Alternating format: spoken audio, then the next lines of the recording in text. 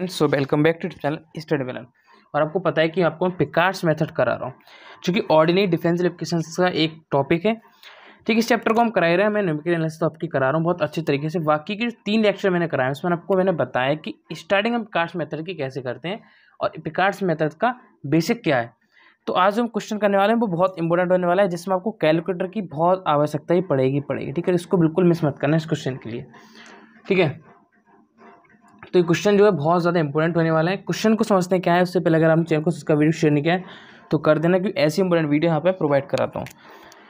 Question है solve by Picard's method the differential equation. आपको Picard's method की सहायता से एक डिफरेंशियल इक्वेशन हमारे पास है, del y upon del z बराबर जेड और del z upon del x बराबर x cube y plus z, या डी जेड मान सकते हैं, जो आपकी इच्छा है वैसे कर सकते हैं।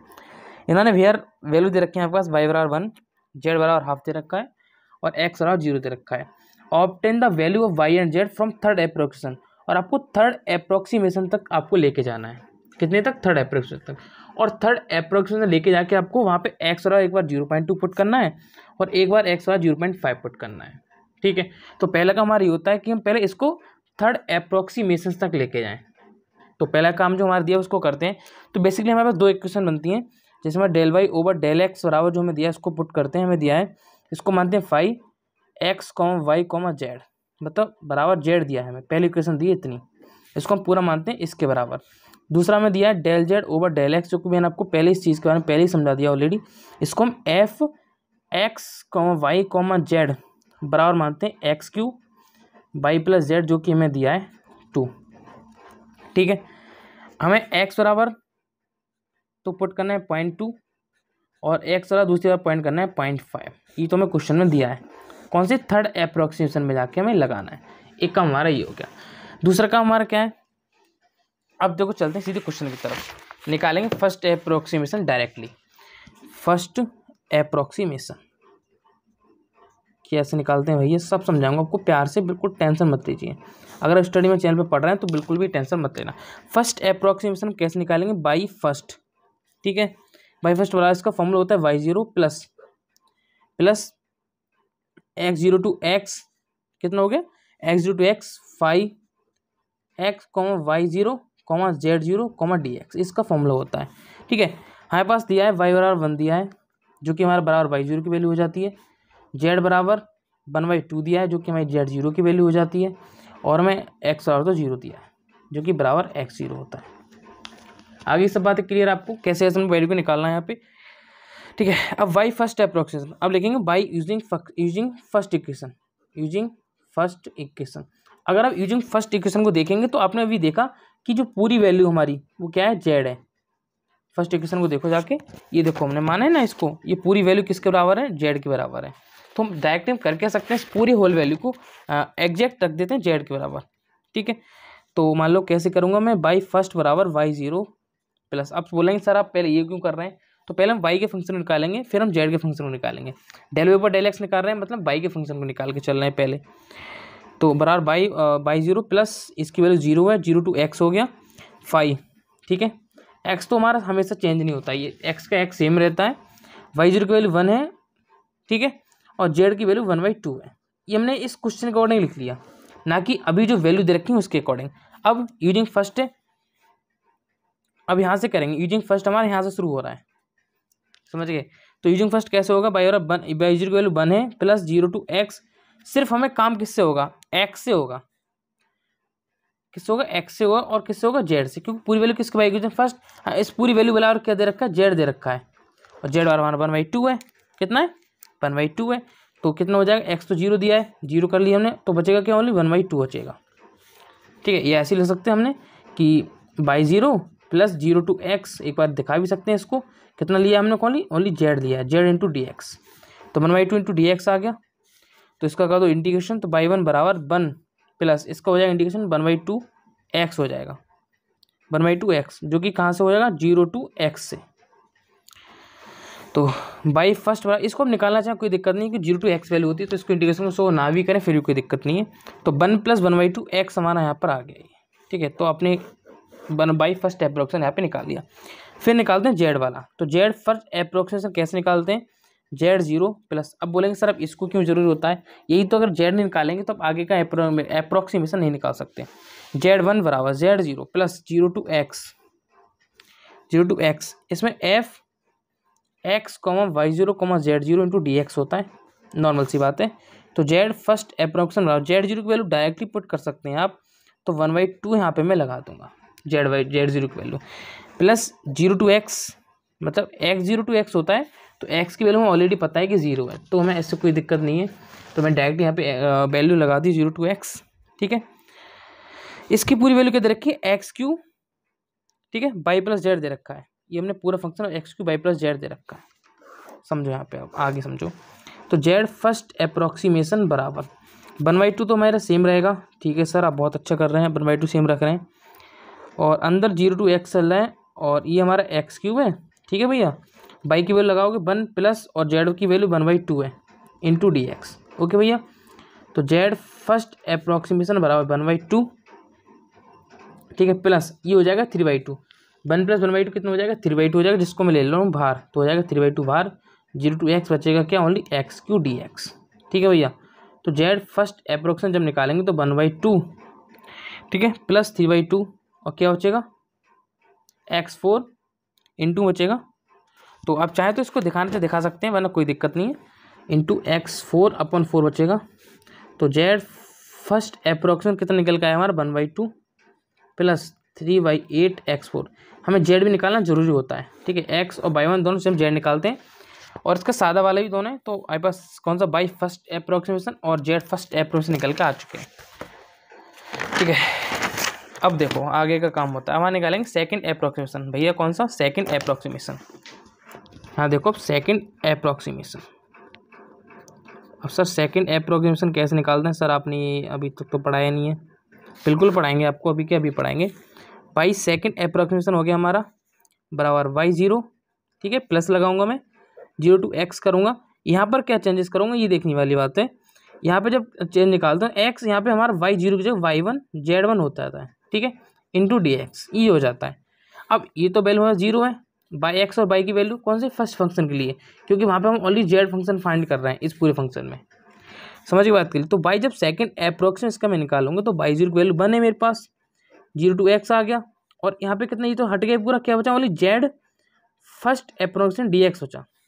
तो बाई सेकंड बराबर जब मैं निकालूंगा, समझ गए ना बात कैसे कर रहा हूँ, ये तो हमारा है ही नहीं, पूरा इस फंक्शन की वैल्यू क्या है, इस पूरे फंक्शन की वैल्यू जेड है ओनली, आप देखेंगे इक्वेशन फर्स्ट में, तो इस पूरी वैल्यू की जगह हम पुट कर रहे हैं, तो दैट्स मीन्स क्या बचेगा ओनली जेड फर्स्ट अप्रोक्सीमेशन। जब हम सेकंड अप्रोक्सीमेशन निकालते हैं तो हम जेड फर्स्ट अप्रोक्सीमेशन का यूज करते हैं, ठीक है, यहाँ तक आपको बात क्लियर है, हाँ सर बिल्कुल क्लियर है, जब आप कल क्लियर करा रहे हैं तो क्लियर तो हो ही जाती है, जीरो टू एक्स। अब जेड फर्स्ट अप्रोक्सीमेशन की जो वैल्यू थी वो पुट कर दो, कितनी थी ओके। अब जेड क्यों निकालना पड़ रहा है कि इसमें जेड का आपका दे रखा है कि सर हमें जेड तो निकालना ही निकालना है, और जेड नहीं दिया होता, इन्होंने नई बकवास की होती तुम नहीं निकालते, तो बाई 2 बराबर, ठीक है। अब 1 प्लस जीरो टू एक्स, इसको डायरेक्ट इंटीग्रेशन कर सकता हूँ मैं, तो कितना आएगा 1/2, यहाँ पे कुछ नहीं तो एक्स हो जाएगा, इंटीग्रेशन कर रहा हूँ वाली में, प्लस 3/8 इंटू ऊपर जितनी घात ऐड होती है वो नीचे आपकी मल्टीप्लाई में आ जाती है, तो नीचे मल्टीप्लाई आ गई 5, ठीक है। और जीरो टू एक्स फंक्शन दिया है तो आप इसकी लिमिटेशन रखना चाहें रख सकते हैं, जीरो रखेंगे जीरो हो जाएगा, एक्स रखेंगे एक्स हो जाएगा,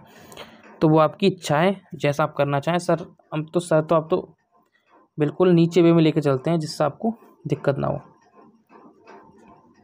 x5, ठीक है। तो हमें बाई सेकंड अप्रोक्सीमेशन यहाँ पे मिल गया, ठीक है। नाउ ये बहुत दिक्कत करता है जेड वन निकालने में, तो z zero plus zero to x कर सकता हूँ डायरेक्टली, क्योंकि एक्स जीरो एक्स है, तो एक्स जीरो तो हमारा जीरो है ही, तो जीरो टू एक्स डायरेक्ट ही कर सकता हूँ।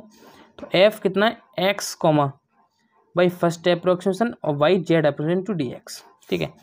फंक्शन हमारा क्या है भैया, यहाँ पे जेड जीरो की वैल्यू तो 1/2 है, प्लस पूरा फंक्शन क्या है जीरो टू एक्स, पूरा फंक्शन क्या है एक्स क्यू, ठीक है, बाई प्लस जेड के क्या आ जाएगा, by first approximation plus Z first approximation, ये आ जाएगा।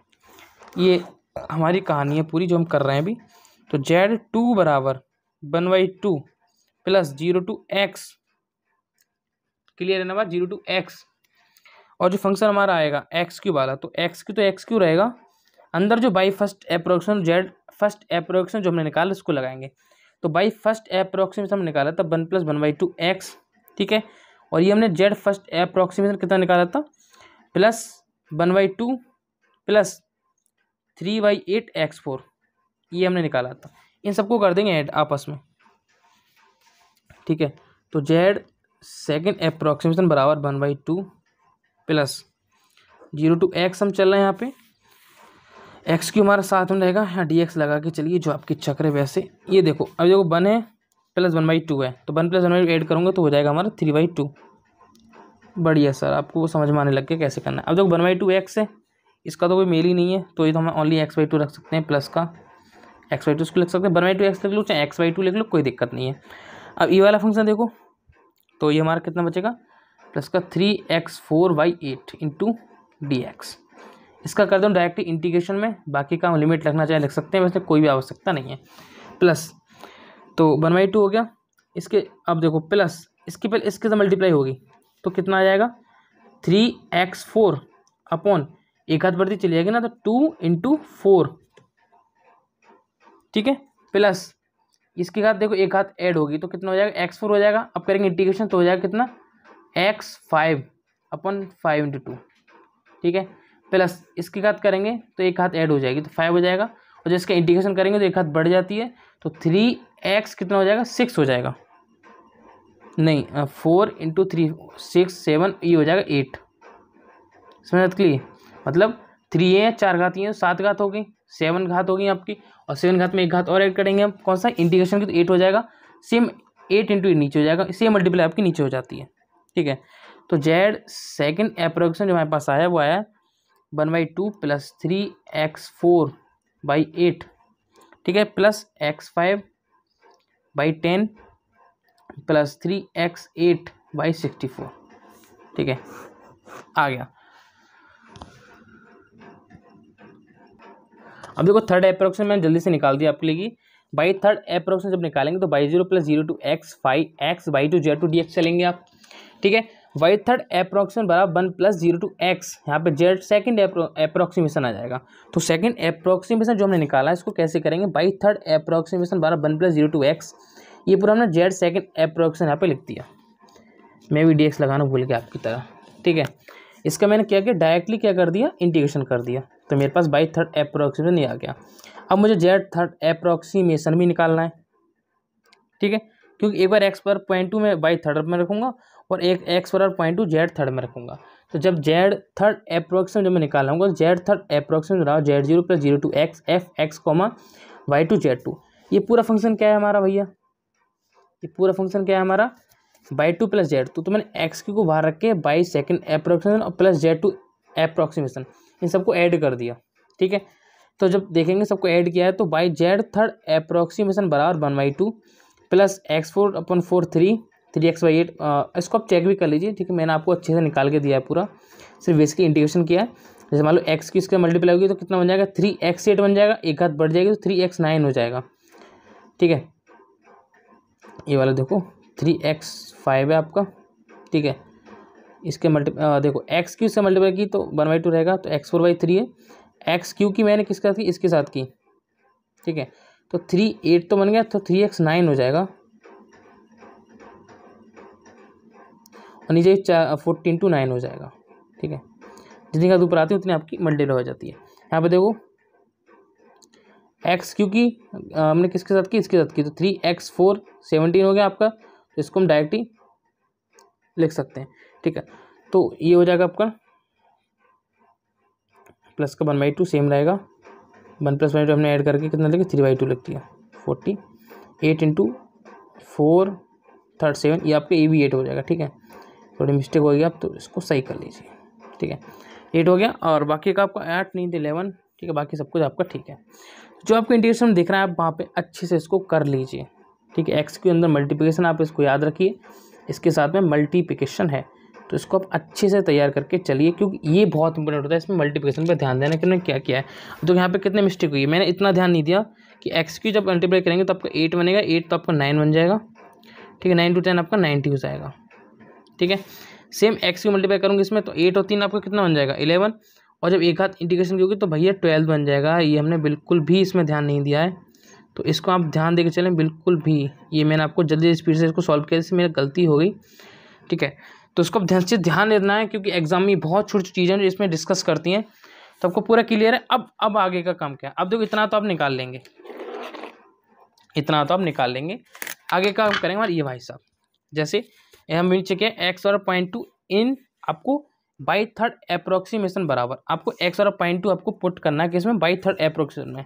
कैसे पुट करना है देखो बताता हूँ। जैसे 1 प्लस में दबा दिया, ठीक है, 1/2 तो इसको 0.5 लिख सकता हूँ, तो 0.5 इंटू, और एक्स का क्या रखना है, हमें 0.2 पुट करना है, तो 0.2, फिर प्लस दबाऊंगा 3 इंटू एक्स की जगह 0.2 रखना है मुझे, एक्स की जगह 0.2 रखना है, तो ठीक है, कितना लगा दिया 2 प्लस 3 इंटू 0.2 की पावर, इससे लगेगी पावर की पावर कितना है 5 है, डिवाइड बाई है 40, ठीक है, डिवाइड बाई 40, प्लस लगाऊंगा मैं एक्स की पावर 6, मतलब 0.2 पुट करना है मुझे, तो 0.2 की पावर 6 डिवाइड बाई 60, ठीक है, प्लस करना है मुझे 3 इंटू 0.2 की पावर 9, ठीक है, डिवाइड करना है मुझे 192 से।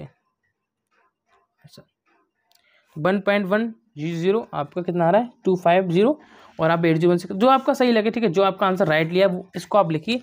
ऐसा नहीं है कि मैंने सही किया, तो जो आंसर आपका ठीक है इसमें 0.2 पुट करके वो आपका कर लिए। तो ऐसे ही आपको एक्स और 0.2 करेंगे बाई थर्ड में, तो आपको ई निकल के आएगा, और एक्स और 0.2 पुट करेंगे Z3 तो आपका ई वैल्यू निकल के आएंगे, ठीक है। जैसे आपकी जो वैल्यू निकल के आएंगे आप वहाँ पे पुट कर दीजिए, ठीक है। क्वेश्चन आपको समझ आया हो, चैनल को सब्सक्राइब जो शेयर कर जाए, क्योंकि ऐसी इंपोर्टेंट वीडियोज़ यहाँ पे आपको प्रोवाइड कराता हूँ, ठीक है। ये हल्की सी मिस्टेक थी आपको, तो मिस्टेक मैंने सुधार दी है। चैनल को सब्सक्राइब, वीडियो को शेयर भी बिल्कुल कर दीजिए यार, बहुत इंपॉर्टेंट क्वेश्चन होते हैं जिसको मैं वीडियोज़ आपको प्रोवाइड कराता हूँ।